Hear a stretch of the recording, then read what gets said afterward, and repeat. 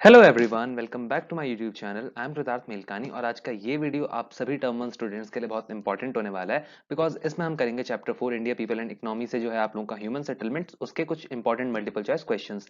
तो वीडियो को अंत तक जरूर देखिएगा। चलिए शुरू करते हैं इस वीडियो को। क्वेश्चन नंबर 1 है आप लोगों का, dash means cluster of dwellings of any type और size where human beings live. तो घरों का एक ऐसा समूह, चाहे वो किसी भी प्रकार का क्यों ना हो, किसी भी साइज का क्यों ना हो, जहां लोग रहें, उसे हम कहते हैं, आपका ऑप्शन है ह्यूमन सेटलमेंट। क्वेश्चन नंबर 2 है आइडेंटिफाई द इनकरेक्ट स्टेटमेंट। तो आप लोगों को बताना है ए बी सी डी इनमें से गलत स्टेटमेंट कौन सा है।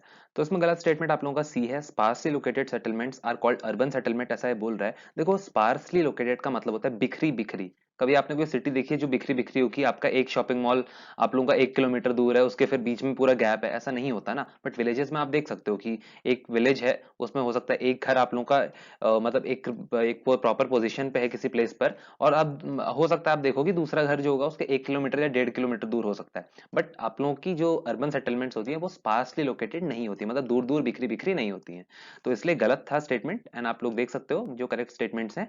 और ध्यान रखिएगा गाइस, जो विलेजेस होते हैं ना, ये इंपॉर्टेंट स्टेटमेंट है कि sparsely located small settlements are called villages and they specialize in agriculture and other primary activities। में भी आपसे पूछा जा सकता है कि villages कौन सी एक्टिविटीज में स्पेशलाइज करते हैं, तो आप लोग लिखोगे एग्रीकल्चर या फिर दूसरी प्राइमरी एक्टिविटीज। और हाँ, अब बात करते हैं अर्बन सेटलमेंट्स की। So fewer but larger settlements are termed as urban settlements, और अर्बन सेटलमेंट्स आपकी स्पेशलाइज करती हैं सेकेंडरी या टर्शरी एक्टिविटीज में। आप इसे सिंपल एक टर्म में नॉन एग्रीकल्चर एक्टिविटीज भी कह सकते हो। Question number 3 is consider the statements and identify the incorrect statement. तो देखो, डायरेक्ट आंसर पे मैं आऊंगा मोस्टली क्वेश्चंस में जो इस वीडियो में रहेंगे, बिकॉज क्वेश्चंस थोड़े ज्यादा हैं इस चैप्टर के। आप लोगों को कहीं पर डाउट हो, आप नीचे कमेंट कर दीजिएगा, मैं आप लोगों को रिस्पॉन्स दूंगा, ठीक है। ऐसा मत समझिएगा कि रिप्लाई नहीं मिलेगा आप लोगों को। आप एक बार कमेंट कर दीजिएगा, मुझे मेल कर सकते हैं, आप लोग मेल आईडी में प्रोवाइड कर दूंगा, वहां पर अपना डाउट पूछ सकते हो, ठीक है, जो भी हो।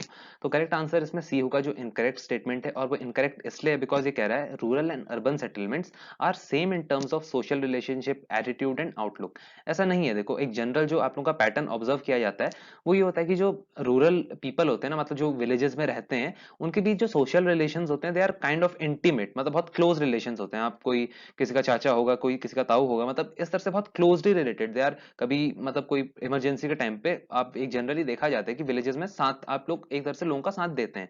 बट जनरली जो सिटीज एंड में देखा जाता है, लोग सिंपल सी भाषा में बोलूं तो लोग अपने काम से काम रखते हैं। मतलब आपने नेबर्स से ज्यादा मतलब नहीं रखोगे, कौन फ्लैट में रह रहा है, कौन अपार्टमेंट में रह रहा है, ज्यादा मतलब नहीं रहता है। तो सोशल रिलेशंस आपके अर्बन एरियाज में फॉर्मल होते हैं, और आपके जो रूरल एरियाज होते हैं वहाँ काफी आपके इंटीमेट होते हैं, क्लोज होते हैं। और ऑप्शन सी आप लोगों का कह रहा था कि they are same in terms of social relationships, तो गलत होगा statement option C.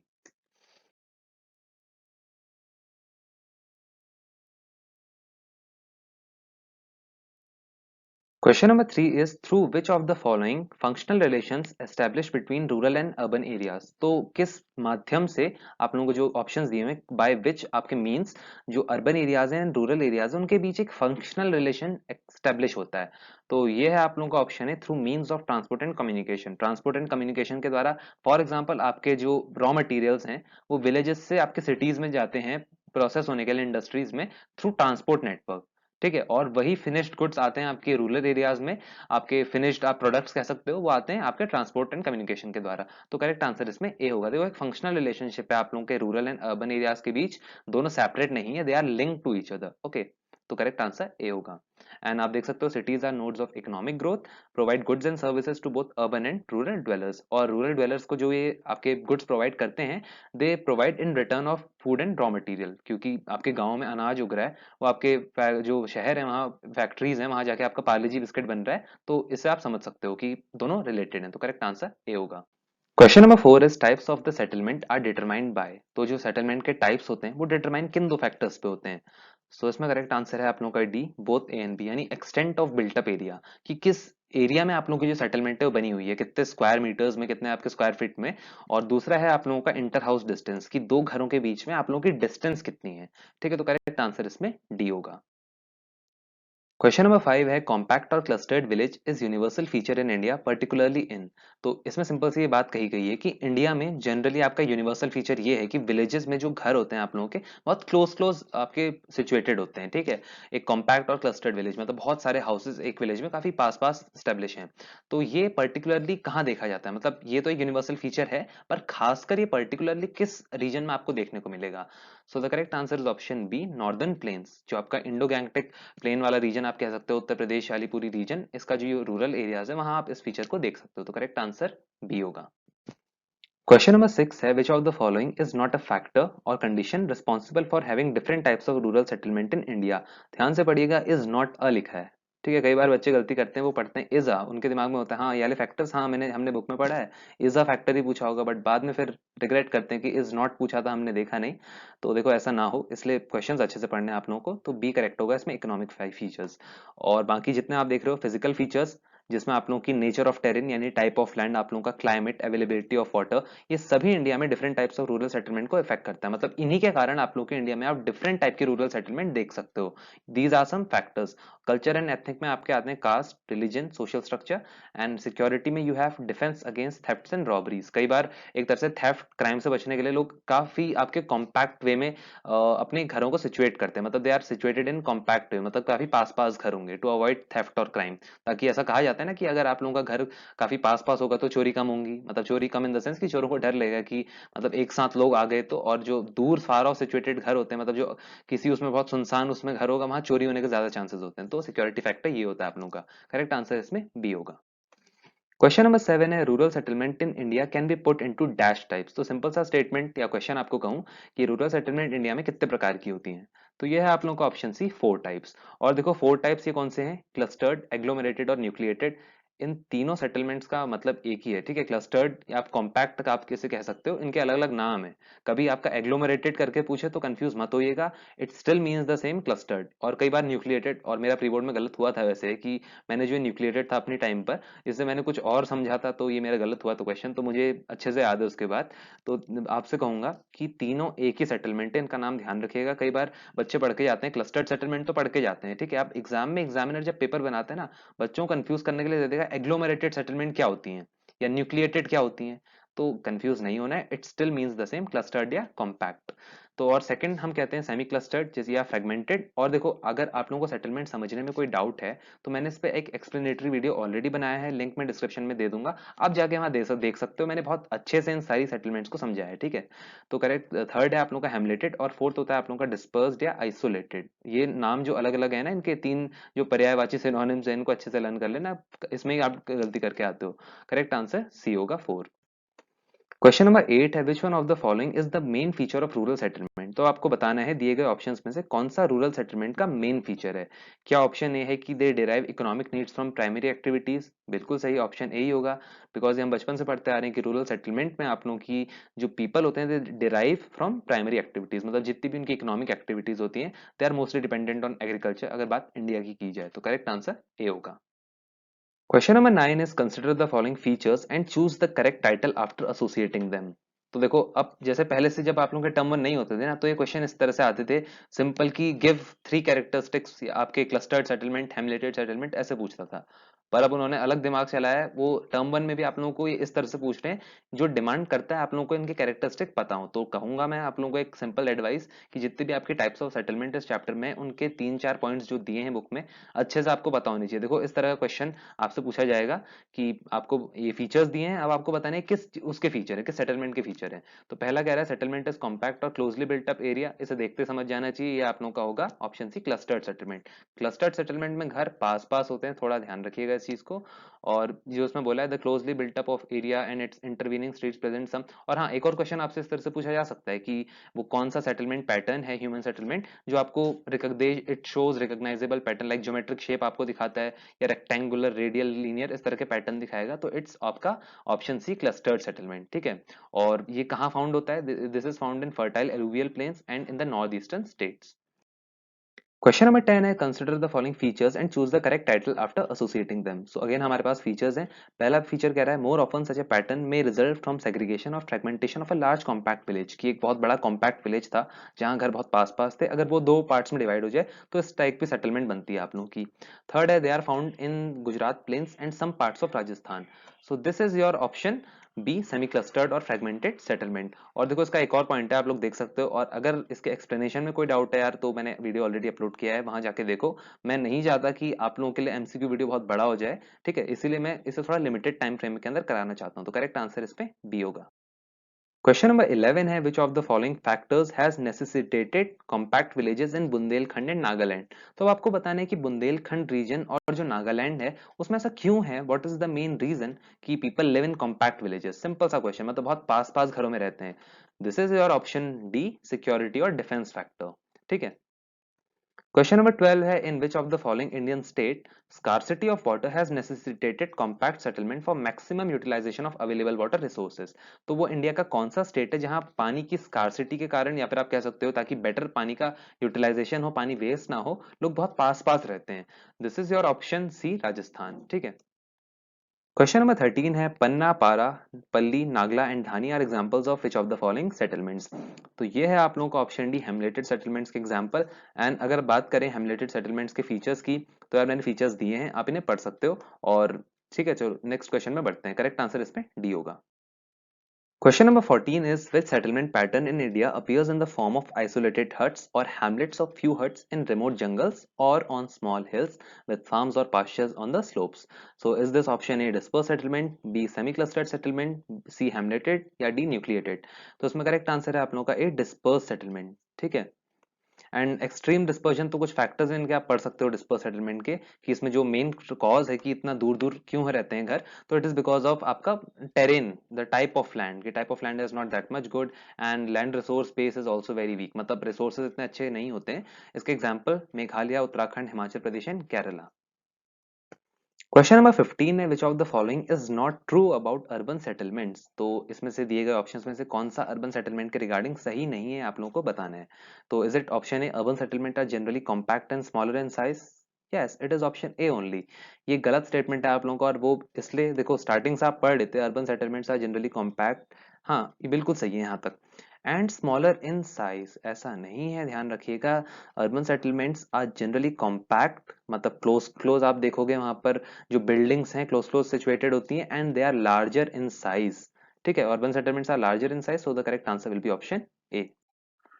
Question number 16 is on what basis do we classify the Indian towns into ancient, medieval and modern towns? तो वो क्या बेसिस है जिस पर हम इंडियन टाउन्स जो हैं उन्हें हम क्लासिफाई करते हैं तीन कैटेगरीज में, एंशियंट, मेडिवल, मॉडर्न। आपसे बेसिस पूछा है, वो आधार पूछा है। तो is that option A specialization, B urbanization, C evolution या D both A and C. The correct answer will be option C evolution, कि किस टाइम पीरियड में वो जाके इवॉल्व हुए हैं, क्या वो आज से कितने साल पहले हुए हैं, फिर मिडिवल एरा में हुए हैं या फिर मॉडर्न टाइम्स में हुए हैं। तो करेक्ट आंसर सी इवोल्यूशन होगा। क्वेश्चन नंबर 17 है, आप लोगों के पास दो स्टेटमेंट्स हैं एंड आपको कुछ ऑप्शंस दिए हैं, आप लोगों को बताना है क्या दोनों सही हैं, दोनों गलत हैं, या पहला सही है दूसरा गलत है, या दूसरा सही है पहला गलत है। तो देखो पहला स्टेटमेंट है ancient towns have historical background which span over 2000 years, जो कि बिल्कुल सही स्टेटमेंट है। Statement two is ancient towns developed as religious and cultural centres, ये भी सही है because we know the example of Varanasi. तो करेक्ट आंसर इसमें आप लोगों का होगा डी, कि दोनों ही स्टेटमेंट आपके सही हैं। Question number 18 है the four towns which developed as headquarters of principalities and kingdoms and came up on the ruins of ancient towns can be termed as।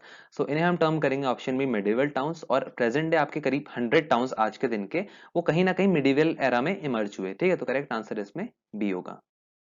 Question number 19 है identify the types of towns from the given information. तो दी गई information में आप लोगों को बताना है वो किस टाइप के टाउन की यहाँ पर बात की गई है। पहली इन्फॉर्मेशन है these were developed by British and Europeans. Second is these are built along coastal locations, and three principal nodes mainly आपका बॉम्बे, मद्रास एंड कलकत्ता। तो now you have to tell ये कौन से टाउन्स हैं, क्या ये एंशियंट टाउन्स हैं, या बी मिडिवल टाउन्स हैं, या सी मॉडर्न टाउन्स हैं, या डी प्री हिस्टोरिक टाउन्स हैं। So the correct answer is option C modern towns, और ये आपके बने थे in British style. Question number 20 है which of the following is an example of towns based on modern industries evolved after 1850। तो दिए गए ऑप्शंस में से वो कौन सा एक ऐसा एग्जांपल है जो कि 1850 के बाद इवॉल्व हुआ, 1850 के बाद आप लोगों का एस्टेब्लिश हुआ आप कह सकते हो, एंड ये बेस्ड है आपका मॉडर्न इंडस्ट्रीज पे। मॉडर्न इंडस्ट्रीज क्या होती हैं आपकी? स्टील, सीमेंट, ये सब। ठीक है, तो ये है आप लोगों का ऑप्शन डी जमशेदपुर। आप सभी को पता होगा टिस्को 1907 में यहाँ एस्टेब्लिश हुई थी, तो करेक्ट आंसर डी था। क्वेश्चन नंबर 21 है which of the following is not an example of trading ports developed by British and Europeans. तो दिए गए एग्जांपल्स में से आप लोगों का वो कौन सा एग्जांपल नहीं है ऑफ ट्रेडिंग पोर्ट्स जो ब्रिटिश एंड यूरोपियंस ने बनाए थे? तो देखो, ट्रेडिंग पोर्ट से सिंपल मतलब ये है ना कि वो सिटीज का मेन फंक्शन वो ट्रेडिंग के लिए था। लाइक आपका सूरत, दमन, पौंडीचेरी, इनमें आपके एक सिटी डेवलप हो गई उसके बाद, बिकॉज उनके वो इकोनॉमिक वैल्यू थी उनको कि यहाँ से वो अपने गुड्स बाहर भेजते थे, वो एक्सपोर्ट करते थे, इंपोर्ट करते थे, तो ये सिटीज डेवलप हो गई उसके बाद। ठीक है, मेन रीजन ब्रिटिशर्स का इसे डेवलप करने का था कि यहाँ ट्रेडिंग पोर्ट्स थे। तो उसके बाद करेक्ट आंसर इसमें होगा ऑप्शन डी दिल्ली, जो नहीं है example of trading ports. And Goa भी एक एग्जाम्पल है देखो, जो ट्रेडिंग पोर्ट था which was developed by Europeans. Question number 22 है Ghaziabad, Rohtak, Gurugram developed as dash towns around Delhi. तो ये किस तरह के टाउन्स हैं? Your options are A industrial, B satellite, C administrative या D commercial. So the correct answer is option B satellite towns. अब देखो, सैटेलाइट टाउन्स क्या होते हैं ना कि आप लोगों की एक मेन सिटी है दिल्ली, दिल्ली के आसपास आपका जितना ये एरिया है ना, गाजियाबाद, आपका रोहतक हो गया, Gurugram, they developed as your आपका सैटेलाइट टाउन्स। मतलब एक मेन सिटी है, उसके कुछ नियर बाय एरिया में उस कुछ स्मॉलर जो सिटीज हैं। अब देखो, स्मॉलर सिटीज से ये मतलब मत निकालना कि गुरुग्राम छोटा है। व्हाट आई मीन टू से सिंपली कि एक कोर सिटी आपकी दिल्ली, मेन सेंटर आप लोगों का, उसके आसपास जो सिटीज डेवलप हुई इसे हम सैटेलाइट सेंटर्स कहते हैं, सैटेलाइट टाउन कहते हैं। तो करेक्ट आंसर इसमें बी होगा, satellite towns. Question number 23. According to Census 2011, which of the following depicts the percentage of the level of urbanization in India? So this is very simple. ये repeat हुआ है question. This is आपका 31.16%. ये हमारे chapter 1 में भी हमने करा था. यहाँ पर भी आप लोगों को एक revision के लिए हो गया. Correct answer A होगा.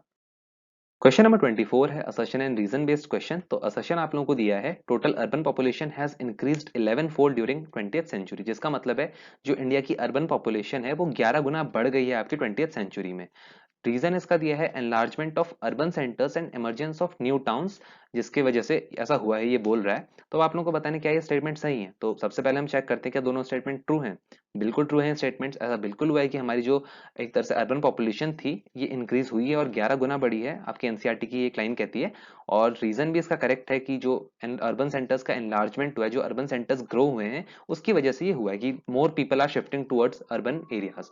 तो करेक्ट आंसर इसमें होगा आप लोगों का ए, कि both assertion and reason are true and reason is the correct explanation of assertion। और हाँ, एक चीज और ध्यान रखना, पर एक जो पॉइंट है ना वो ये कि growth rate of urbanisation has slowed down during last 2 decades। इसका मतलब ये होता है ग्रोथ रेट। अब देखो, ग्रोथ और ग्रोथ रेट में अंतर होता है। रेट का मतलब ये होता है कि आपका आपका मतलब कितना परसेंट ग्रो कर रहा है। फॉर एग्जाम्पल देखो, अर्बन पॉपुलेशन ग्रो कर रही है, एक्चुअल नंबर्स में बिल्कुल ग्रो कर रही है अगर हम देखें, पर जो ग्रोथ रेट है फॉर एग्जाम्पल आपका 1990 से लेके आपका 2001 तक, 1990 से लेकर 2001 तक आपकी फॉर से, मैं कोई एक तरह से आपको एक्सप्लेन करने के लिए बता रहा हूँ, ठीक है, ऐसा कोई मैं कहीं से डेटा नहीं ले रहा हूँ। फॉर एग्जाम्पल आप लोगों की 46% अर्बन पॉपुलेशन बढ़ गई, ग्रोथ रेट की हम बात कर रहे हैं यहाँ पर, ठीक है, 46%। अब आपकी 2001 से लेकर 2011 तक केवल 30% ही अर्बन पॉपुलेशन बढ़ी।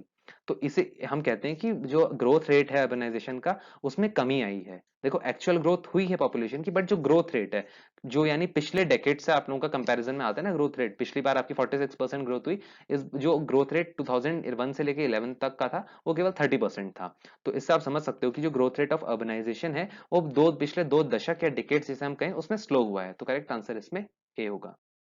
क्वेश्चन नंबर 25 है कंसिडर द फॉलोइंग स्टेटमेंट्स। तो देखो, इसमें करेक्ट आंसर सभी हैं option D, first, second, third and fourth all are correct. Question number 26 है which of the following is not true about urban agglomerations. तो urban एग्लोमरेशंस के regarding कौन सा स्टेटमेंट ट्रू नहीं है आप लोगों को बताना है। The correct answer is option A, जो कह रहा है कि very few metropolitan and mega cities are urban agglomerations in India. तो इसमें करेक्ट आंसर ए होगा। और देखो, ये गलत इसलिए है because majority of metropolitan and mega cities are urban agglomeration.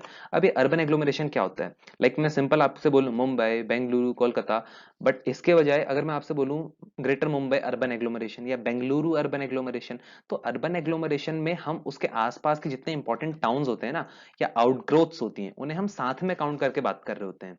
ठीक है। अब आउटग्रोथ्स क्या होती हैं, कई लोगों के मन में सवाल होगा, तो let me make it clear to you. Urban agglomerations का पार्ट होता है आप लोगों की आउटग्रोथ्स। आउटग्रोथ्स का मतलब ये है ना कि आप फॉर एग्जांपल कैंट एरिया का एग्जांपल लो, वो होता सिटी के अंदर ही है। आप लोगों ने कैंट एरिया अगर देखा हो जहां आर्मी के ट्रूप स्टेशन होते हैं, तो होता वो सिटी के अंदर है, बट उसके कुछ अपने रूल्स एंड रेगुलेशंस होते हैं। ठीक है। और भले ही उसका सिटी से रिलेशन होता है, इकोनॉमिकली वो सिटी से लिंक होता है, but it has its own rules and regulation, it has its own loss, कि आप पेड़ नहीं काट सकते, आप ये फंक्शन इतने बजे बाद नहीं कर सकते। तो ये उसकी आउटग्रोथ में आता है। ठीक है। इसमें आप लोगों के जो दूसरे एग्जाम्पल है, आपकी रेलवे कॉलोनीज आती हैं। ठीक है। तो ये चीज आई होप आप लोगों को क्लियर हुई हो, और अभी भी क्लियर नहीं है तो जाके ह्यूमन सेटलमेंट्स वाला वीडियो देख लो, उसमें मैंने ये चीजें बहुत अच्छे से क्लियर कराई हैं। इसमें करेक्ट आंसर ए होगा। क्वेश्चन नंबर 27 है, the largest urban agglomeration in India is. तो इंडिया में सबसे लार्जेस्ट अर्बन एग्लोमरेशन कौन सी है अकॉर्डिंग टू सेंसस 2011? ओके। आप लोग गूगल मत कीजिएगा एंड फिर आप कमेंट करते हैं कि भैया आप गलत बता रहे हो। गूगल में कह रहा है कि नीति आयोग की रिपोर्ट है, या फिर इस वाली report ministry of housing and urban affairs की रिपोर्ट के अकॉर्डिंग 2020 में इंडिया की लार्जेस्ट एग्लोमरेशन ये नहीं थी। तो ऐसा मत करना, बिकॉज देखो गूगल का डेटा आप लोगों के एनसीईआरटी की मार्किंग स्कीम नहीं मानती है, वो आपके एनसीईआरटी से बनती है। ये लेटेस्ट एडिशन में मैंने एक बार क्रॉस चेक कर लिया आपका 21-22 वाला, उसमें अभी भी आप लोगों का ग्रेटर मुंबई ही है। This is according to census 2011, so correct answer will be option C, greater Mumbai. Question number 28 है, on what basis do we classify the Indian towns into industrial towns, transport cities, commercial cities etcetera? तो किस basis पर, किस आधार पर हम Indian towns को आपके industrial towns, transport cities, commercial cities इनमें कैटेगराइज करते हैं? This is your option B, specialised function, कि ट्रांसपोर्ट सिटी है या कमर्शियल सिटी है तो इनके कुछ अपने स्पेशलाइज्ड फंक्शंस हैं। ठीक है। तो करेक्ट आंसर इसमें बी होगा। Question number 29 है, Harappa and Mohenjodaro are examples of, your options are A mining towns, B industrial towns, C ancient towns, या D prehistoric towns? The correct answer is option D, prehistoric towns. Question number 30 है, match the following. तो इसमें आप लोगों को column 1 को column 2 के साथ मैच करना है। कॉलम 1 में आपके mining towns, administrative town, different type of towns आपको दिए हुए हैं। कॉलम 2 में आप लोगों को बताना है कि कौन सा टाउन किस फीचर से मैच होगा। तो देखो माइनिंग टाउन्स ई से मैच होगा। माइनिंग टाउन्स का मतलब towns which developed in mineral rich areas. Administrative towns are the towns जहां एडमिनिस्ट्रेटिव हेडक्वार्टर्स होते हैं, आपकी आपकी मेनली ये स्टेट कैपिटल्स होती हैं, लाइक गांधीनगर हो गया, आपका चंडीगढ़ हो गया, इस तरह से। कॉमर्शियल टाउन थर्ड है, कॉमर्शियल टाउन। तो कॉमर्शियल टाउन आपका मैच होगा towns and cities specialising in trade and commerce, जहां ट्रेड एंड कॉमर्स बहुत फ्लरिश्ड है। अब हम आते हैं फोर्थ, ट्रांसपोर्ट सिटीज में। तो ट्रांसपोर्ट सिटीज आपकी पोर्ट सिटीज होती हैं। ठीक है। Which are engaged in export and import activities. Industrial towns आप लोगों के वो टाउन्स होते हैं जो, फिफ्थ का आप लोगों का बी होगा, यहाँ पर बहुत कंफ्यूजिंग ना हो जाए, मैं की प्रोवाइड कर देता हूँ। देखो फर्स्ट का ई होगा, सेकंड का ए होगा, थर्ड का डी एंड फोर्थ का सी एंड फाइव का बी। तो इंडस्ट्रियल टाउन्स वो टाउन होते हैं जहाँ आपकी इंडस्ट्री, मतलब वो जाने इसलिए जाते हैं, लाइक किसी टाउन की आप बात कर रहे हो, वहाँ लेदर इंडस्ट्री बहुत फेमस है, तो वो इंडस्ट्रियल टाउन का पार्ट होगा, जो जहाँ industry constitute prime motive force. तो आंसर क्या आप लोगों के पास है, ये था match the following. Question number 31 है, मैच द फॉलोइंग। तो कॉलम 1 को कॉलम 2 के साथ आप लोग को मैच करना है। तो गैरिसन कैंटोनमेंट टाउन, तो ये आप लोगों का है गैरिसन टाउन्स, यानी towns where troops are station. Second your tourist towns include tourist destination, like आपका ऊटी, शिमला, नैनीताल, जहां से मैं नैनीताल से मैं हूँ। तो टूरिस्ट टाउन्स आपके टूरिस्ट डेस्टिनेशन इंक्लूड करते हैं। थर्ड आपके educational towns were started as centres of education and now have grown into major campus towns, like आपका बनारस, बीएचयू, आपका अलीगढ़, एएमयू। ठीक है। तो फोर्थ है आप लोगों का रिलीजियस एंड कल्चरल टाउन्स, ये वो टाउन्स होते हैं विद रिलीजियस या कल्चरल सिग्निफिकेंस। तो इसमें करेक्ट आंसर की आप देख सकते हो, फर्स्ट का बी, सेकंड का डी, थर्ड का ए, फोर्थ का सी। क्वेश्चन नंबर 32 है, read the following statements and choose the correct option. तो दो स्टेटमेंट आप लोगों के पास है, you have to tell which is true which is false, क्या दोनों सही है दोनों गलत है। तो स्टेटमेंट 1 कह रहा है, specialised cities can never become multi functional. Statement 2, the functions get so intertwined that the city can not be categorised in a particular functional class. So the correct answer is option C, कि statement 2 सही है and first गलत है। वो गलत इसलिए है, देखो स्पेशलाइज्ड जो सिटीज है ना, अभी हमने जो क्लासिफिकेशन पढ़ा कि आप लोगों की कल्चरल एंड रिलीजियस सिटी, आपकी टूरिस्ट सिटी, वो कई बार ये जितने फंक्शंस पे हम इन्हें डिस्ट्रीब्यूट कर रहे हैं ना, डिवाइड कर रहे हैं, वो कई बार सिटीज जो होती है वो मल्टी फंक्शनल बन जाती है। लाइक आपकी जो कमर्शियल सिटी होगी वो आप लोगों की इंडस्ट्रियल सिटी बन जाएगी। ठीक है। तो ये आपकी चीजें होती हैं। तो specialise cities can become multi functional. ठीक है। उनके बहुत सारे मल्टी फंक्शंस हो सकते हैं। तो करेक्ट आंसर इसमें सी होगा। क्वेश्चन नंबर 33 है, which one of the following towns is not located on a river bank? तो दिए गए ऑप्शंस में से वो कौन सा एक शहर है जो नदी किनारे स्थित नहीं है? तो करेक्ट आंसर इसमें है ऑप्शन सी, भोपाल। बाकी जितने भी आप देख रहे हो सभी आपके बैंक ऑफ रिवर पे हैं। करेक्ट आंसर सी होगा। क्वेश्चन नंबर 34 है, which one of the following is not the part of the definition of towns as per the census of India. तो देखो बेसिकली ये जो क्वेश्चन है ना आप लोगों का, ये फंडामेंटल्स ऑफ ह्यूमन ज्योग्राफी जो आपकी बुक है उसका last chapter, chapter 10 human settlements जो है, वहां पर एक बॉक्स में दे रखा है कि इंडिया सेंसस में टाउन्स या सिटीज को हम किस बेसिस पर हम क्लासिफाई करते हैं, कि मतलब इंडिया में अगर किसी को किसी पर्टिकुलर लोकेशन को हमें सिटी बोलना है, टाउन बोलना है, तो उनके लिए क्या रिक्वायरमेंट्स हैं। बट डोंट नो आप लोग के इंडिया पीपल एंड इकोनॉमी के बैक एक्सरसाइज में था, दैट्स व्हाई मैं यहाँ पर दे दे रहा हूँ इसे। तो जो सेंसस की डेफिनेशन थी उसमें जो आपका सी बोल रहा है ना कि देखो आपको नॉट द पार्ट बताना है, मतलब जो सही नहीं है। तो ये कह रहा है more than 75% of population engage in primary sector, ऐसा नहीं है। आपको किसी सिटी या टाउन, किसी लोकेशन को सिटी या टाउन बनने के लिए आपकी जो पॉपुलेशन है मोर देन 75% पॉपुलेशन वहां की, it should be engaged in non agriculture activities या नॉन प्राइमरी एक्टिविटीज। और ये आई स्टिल रिमेंबर, ये प्रैक्टिकल एग्जाम जब मेरा हुआ था तो एग्जामिनर जो एक्सटर्नल था उसने मुझसे ये क्वेश्चन पूछा था। करेक्ट आंसर इसमें सी होगा। क्वेश्चन नंबर 35 है, in which one of the following environments does one expect the presence of dispersed rural settlements. तो दिए गए ऑप्शंस में से किस में हमें डिस्पर्स्ड रूरल सेटलमेंट मिलेगी। तो ये होगा आप लोगों का option D, forest and hills in the north east. Question number 37 है, which one of the following groups of cities have been arranged in the sequence of their ranks that is 1 2 3 4 in size. तो simple आप लोगों को ये बताना है कि दिए गए ऑप्शंस में से कौन सी सिटीज अपने साइज के अकॉर्डिंग 1 2 3 4 इस ऑर्डर में अरेंज्ड है, यानी जो सबसे बड़ी सिटी है वो सबसे पहले आएगी, फिर जो जहां पॉपुलेशन थोड़ी कम है सेकंड पे, फिर जो थर्ड फोर्थ। तो इस तरह से इस ऑर्डर में कौन सी सिटी अरेंज्ड है अपनी रैंकिंग वाइज। तो करेक्ट आंसर है आप लोगों का डी, ग्रेटर मुंबई। और जो ये रैंकिंग है ये सिंपल आपका बेस्ड है कितने लोग यहाँ रह रहे हैं, ठीक है। तो सबसे ज्यादा लोग आपके ग्रेटर मुंबई में है, फिर कोलकाता में है, फिर दिल्ली में है, एंड फिर चेन्नई में है। तो करेक्ट आंसर डी होगा। क्वेश्चन नंबर 38 है, which of the following mainly is not an industrial city. तो दिए गए ऑप्शंस में से कौन सी इंडस्ट्रियल सिटी नहीं है आप लोगों को बताना है। The correct answer is option है चंडीगढ़। चंडीगढ़ आप लोगों की एडमिनिस्ट्रेटिव सिटी है। क्वेश्चन नंबर 39 है, which of the following is a good example of fort town. तो फोर्ट टाउन का एग्जांपल है आपका ऑप्शन है जयपुर। क्वेश्चन नंबर 40 पर आते हैं, विच of the following statement is not true regarding smart city mission. Smart city mission का जो बॉक्स है आपके एनसीईआरटी में जरूर पढ़ के जाइएगा, ठीक है। तो A option, to promote cities that provide core infrastructure या बेसिक इंफ्रास्ट्रक्चर जिसे हम कह सकते हैं, a clean and sustainable environment and give a decent quality of life to its citizen, बिल्कुल सही है। B, to apply smart solutions to infrastructure and services in order to make them better, this is again correct. C, use of fewer resources providing cheaper services and focus on sustainable and inclusive development, ये भी सही है। तो incorrect statement आपकी है option D, increase in unemployment. Smart city mission से आपका unemployment या बेरोजगारी नहीं बढ़ेगी, ठीक है। इसमें कह रहा है बेरोजगारी बढ़ जाएगी। करेक्ट आंसर डी है। क्वेश्चन नंबर 41 है, आप लोगों का कॉलम 1 को कॉलम 2 के साथ मैच करना है। ये बेसिकली आपके सैंपल पेपर का क्वेश्चन है। तो देखो इसमें मैं आप लोगों को सिंपल सी ये चीज बताना चाहता हूँ ना कि कई बार आप लोगों को फॉर एग्जांपल टाउन्स का क्लासिफिकेशन ना भी पता हो कि कौन सा किससे मैच होगा। मैं अपनी बात करूँ तो मैं भी बहुत लंबे टाइम बाद ये चैप्टर देख रहा था, बिकॉज एक्सप्लेनेशन में ऑलरेडी इसका बहुत पहले करा चुका था। तो मुझे आपका केवल 2 लोकेशन कंफर्म थी। कंफर्म मतलब आपकी अलीगढ़ भी मुझे पता था कि वो एजुकेशनल टाउन होगा, बट ठीक है, सबसे पहले मैंने देखा कि अंबाला मुझे कंफर्म पता है, ये गैरिसन टाउन है, मुझे अच्छे से पता था।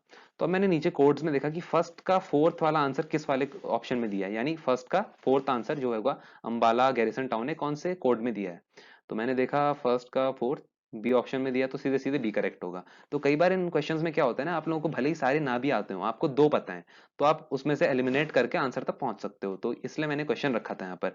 इसका करेक्ट आंसर आप लोगों का होगा बी, जो कि मैंने आप लोगों को बताया कैसे मैंने करा। तो करेक्ट आंसर 41 का बी है। क्वेश्चन नंबर 42 है, which of the following pairs is not correctly matched. अब तक हम मैच द फॉलोइंग करते हुए आए, इस वाले क्वेश्चन में आप लोगों को ये पूछा गया है कि कौन सा करेक्टली मैच नहीं है। तो क्या Prayag was developed on the basis of religious and cultural basis, Lucknow on the basis of remnants of ancient cities, C Kolkata on cultural basis, D Mumbai in the form of commercial port. The correct answer जो correctly match नहीं है वो है आप लोगों का option C, Kolkata. क्योंकि ये कह रहे हैं Kolkata was developed on cultural basis, ऐसा नहीं था। Kolkata comes under commercial towns, यानी कमर्शियल एक्टिविटीज के कारण ही डेवलप हुआ। तो करेक्ट आंसर सी है। क्वेश्चन नंबर 43 है, अब आपको कॉलम 1 को कॉलम 2 के साथ मैच करना है। सिटीज को टाइप्स ऑफ सिटीज, मतलब वो किस टाइप ऑफ सिटी के अंदर आता है। तो जमशेदपुर, मुझे इसमें जमशेदपुर पता है, केवल जमशेदपुर पता है, ठीक है। जमशेदपुर आपका मुझे कंफर्म पता है, 110% पता है कि इंडस्ट्रियल टाउन में आता है। तो अब मैं देखूंगा फर्स्ट और थर्ड से मैच कौन से वाले कोड में है। फर्स्ट का थर्ड दो में है, देखो बी और डी दोनों में है, दोनों में थर्ड थर्ड है। तो अब हम देखते हैं कोई और हमें पता चल पाए तो। नेक्स्ट हमें क्या पता है, हमें गाजियाबाद पता है, गाजियाबाद सैटेलाइट टाउन है।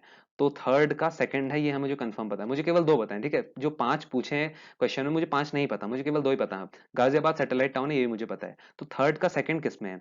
थर्ड का सेकंड इसमें है। देखो जो डी वाला ऑप्शन है उसमें थर्ड का फोर्थ दिया हुआ है, तो उसमें करेक्ट आंसर कौन सा होगा? Option B. ऑप्शन बी यानी आप लोगों का ये करेक्ट होगा, फर्स्ट का थर्ड, सेकंड का फिफ्थ, आपका थर्ड का सेकंड और फोर्थ का फर्स्ट और आपका फिफ्थ का फोर्थ। अब देखो एमसीक्यूज तो आप लोगों के पूरे हो जाते हैं। अब काफी सारे लोग आप में से सोचोगे चलो प्रीमियर छोड़ के चले भी जाते हैं, बट देखो एक इंपॉर्टेंट चीज जो आप अगर चाहते हो कि आपका अच्छा स्कोर आए, तो आप लोगों के लिए मैंने एक कॉलम प्रिपेयर करा है जिसमें एक कॉलम, एक तरफ आप लोगों के type of towns and cities है, दूसरी ओर उसके एग्जाम्पल है। तो चैप्टर में जितने भी एग्जाम्पल्स है ना जिनसे क्वेश्चन आप लोगों के बन सकते हैं, वो मैं इसमें आप लोगों के लिए लेकर आया हूँ। एंशियंट टाउन्स में आपके ये एग्जाम्पल है, वाराणसी, प्रयाग, पटना, मदुरई। मेडिवल टाउन्स में आपके दिल्ली, हैदराबाद, जयपुर, लखनऊ। मॉडर्न टाउन्स में सूरत, दमन, गोवा, पौंडीचेरी, मुंबई। और सैटेलाइट टाउन्स में आपके Ghaziabad, Rohtak, Gurugram. Towns based on modern industry it is only one, Jamshedpur, जिसका एग्जांपल आपको बुक में दिया है। और एडमिनिस्ट्रेटिव टाउन्स का कभी क्वेश्चन आए ना तो एक ट्रिक दिमाग में हमेशा याद रखना, एडमिनिस्ट्रेटिव टाउन्स मोस्टली जैसे आप एग्जाम्पल में भी देख सकते हो ये आपकी स्टेट कैपिटल्स ही होती हैं। तो एडमिनिस्ट्रेटिव टाउन्स के क्वेश्चन में कभी कंफ्यूजन है आपको, एग्जाम्पल अगर आ गया तो ध्यान रखना एडमिनिस्ट्रेटिव टाउन्स की एक चीज है कि वो मोस्टली स्टेट कैपिटल्स होती हैं। अभी नेक्स्ट में भी आप सेम देख सकते हो, एक्चुअल में 14 ये टाइप ऑफ टाउन्स हैं, इनके सभी के एग्जांपल हैं। इंडस्ट्रियल टाउन्स में आपके मुंबई, सेलम, कोयम्बटूर, मोदीनगर, ये सभी आप लोगों के आते हैं। ट्रांसपोर्ट सिटीज में कांडला, कोच्चि, कोझिकोडे, आपका जितने भी आप देख रहे हो सभी ट्रांसपोर्ट सिटीज के एग्जांपल्स हैं। कॉमर्शियल टाउन में आपका कोलकाता, सहारनपुर और सतना है। माइनिंग टाउन में रानीगंज, झारिया, दिग्बोई, अंकलेश्वर और सिंगरौली। गैरिसन कैंटोनमेंट टाउन्स जहां आपके ट्रूप स्टेशन रहते हैं, आर्मी कैंट एरियाज नॉर्मली आप समझ सकते हो, these are Ambala, Jalandhar, Mau, Babina and Udhampur. Last slide में आप लोगों के तीन टाइप्स बचते हैं। पहला एजुकेशनल टाउन्स जिसके एग्जांपल रुड़की, वाराणसी, अलीगढ़, पिलानी और इलाहाबाद है। 13th रिलीजियस और कल्चरल टाउन्स जिसमें वाराणसी, मथुरा, अमृतसर, मदुरई, पुरी, आपका अजमेर, तिरुपति, कुरुक्षेत्र ये सब आते हैं। टूरिस्ट टाउन्स में नैनीताल, मसूरी, शिमला, पचमारी, जोधपुर, जैसलमेर ये सभी आप लोगों के आते हैं। तो इनका स्क्रीनशॉट ले लेना। देखो क्वेश्चन इनसे बनने के चांसेस हाई हैं बिकॉज सैम्पल पेपर में आपके 3-4 क्वेश्चन यहीं से आ रखे हैं। मतलब ये जो आपके टाइप्स ऑफ टाउन्स है ना तो पूछे जा सकते हैं एग्जाम में। और स्क्रीनशॉट ले लो। अगर लर्न नहीं हो रहा ना तो एक ट्रिक फॉलो करो जो मैं बता रहा हूँ। कोई भी टाइप ऑफ टाउन लर्न नहीं हो रहा, फॉर एग्जाम्पल अगर आपको याद नहीं हो रहा कि एजुकेशनल टाउन्स कौन कौन से हैं, तो रात को सोने से पहले और सुबह उठने के जस्ट बाद इन्हें इस तरह से रिवाइज करो, किसी कॉपी में लिखते रहो, मतलब लिख लो, जैसे रात को आप सो रहे हो उससे पहले लिख लो कि Roorkee, Varanasi, Aligarh, Pilani, Allahabad dash educational towns. और उन्हें 5 बार रिवाइज करो। 5 बार रिवाइज इन द सेंस कि 5 बार पढ़ो कि रुड़की, इलाहाबाद, आपका वाराणसी और अलीगढ़, पिलानी ये आपके एजुकेशनल टाउन्स हैं। ये एजुकेशनल टाउन्स हैं, एजुकेशनल टाउन्स में आपके ये आते हैं, ये आते हैं। इस तरह से रन करोगे तो आपके ये मतलब एक साइंटिफिक तरीका है, आपके दिमाग में फिट हो जाती हैं फिर चीजें। फिर आप एग्जाम में देखोगे ना आप टिक करके आओगे सीधे आंसर को। और सुबह उठने के बाद भी कर सकते हो कि एजुकेशनल टाउन्स आपका रुड़की, वाराणसी, अलीगढ़, पिलानी, इलाहाबाद ये हैं। तो ये थे आप लोगों के, इनका स्क्रीनशॉट जरूर ले लीजिएगा। तो ये थे आप लोगों के एमसीक्यूज। अब लाइक तो आप लोग करते नहीं हो तो चलो फिर भी बोल देते हैं एक बार। तो अगर वीडियो पसंद आए तो थम्स अप दिखा देना, अपने फ्रेंड्स के साथ शेयर करो और चैनल को सब्सक्राइब करना मत भूलना। और शायद मैं आप लोग लाइक तभी करोगे जब मैं बोलूंगा। भाई दिल से बुरा लगता है यार, कर दो लाइक, भाई समझ के बोल रहा हूँ। तो that was all for this video, thank you.